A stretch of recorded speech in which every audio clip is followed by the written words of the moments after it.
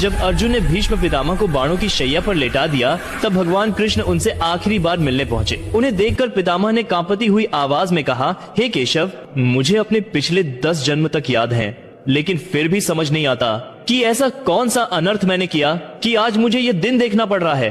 पिछले 10 जन्मों में मैंने कोई पाप नहीं किया, तो फिर ये बाणों की सैया क्यों?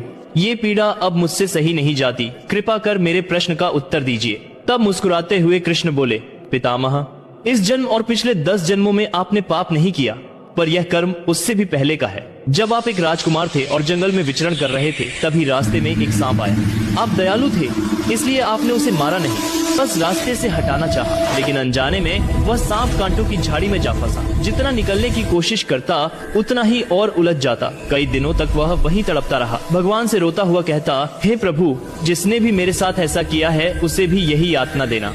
लेकिन उसके बाद के 10 जन्मों में आपने कोई ऐसा पाप नहीं किया जिससे उसका फल आपको मिले। जब द्रौपदी का चीरहरण हुआ, तब आप मौन रहे।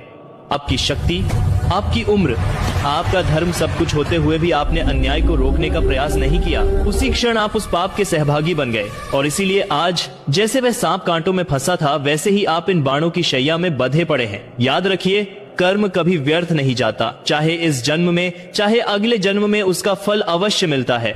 जो भी भगवान कृष्ण को हृदय से मानता है, कमेंट में जय श्री कृष्णा जरूर लिखे।